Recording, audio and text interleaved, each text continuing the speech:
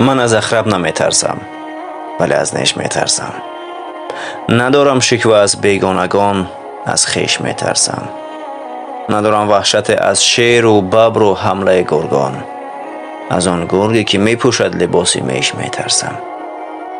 مرا با جو فروشان سر بازار کار نیست، من از گندم فروشان ارادت کش میترسم.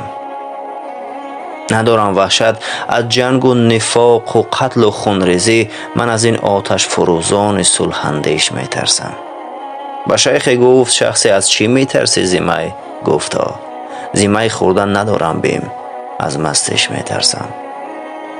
مرا به خانقاه و خرقه و کچکول کار نیست، من از اعمال زشت خلق نادرویش میترسم.